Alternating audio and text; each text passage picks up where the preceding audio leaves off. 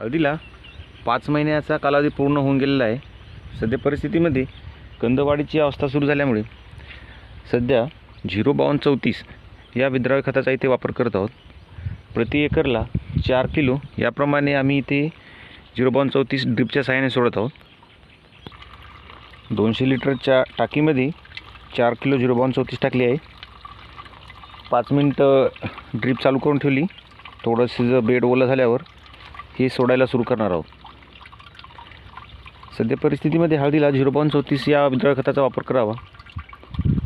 आपल्या हळदीची जी कंदाची साईज आहे त्याची लांबी रुंदी वाढवण्यासाठी दाणेदार आणि पोटॅश या दोन्ही घटकांचा इथे समावेश असल्यामुळे हळदीच्या कंद पोसण्यास खूप मदत होते। आपल्या मार्केटमध्ये ज्या कंपनीचे 05234 अवेलेबल आहे ते आपण घेऊ शकतो। महादन, महाफीड किंवा वनिता ॲग्रो, बूस्टर कंपनीची ही चांगल्या दर्जाची विद्राव्य खत आपल्याला उपलब्ध करून देतात।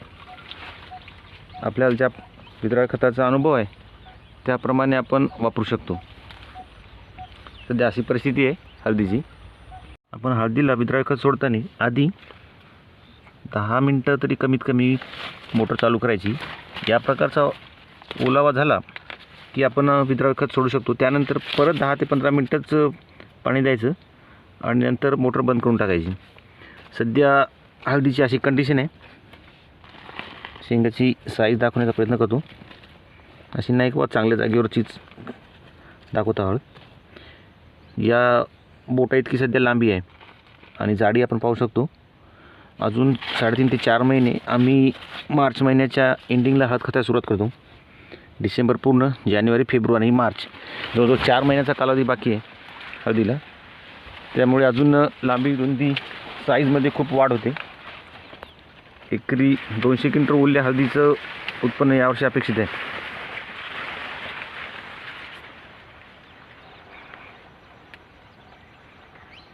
मोटर चालू करून 10 मिनिट पूर्ण झाले।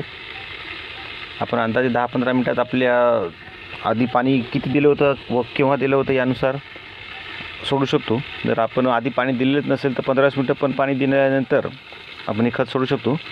मी मागच्या आठवड्यातच पाणी दिलं होतं थोडंसं, त्यामुळे बेड थोडासा ओला असल्यामुळे जास्त पाणी देण्याचं टाळलं आहे। आता हे खत सोडायला सुरुवात केलेली आहे।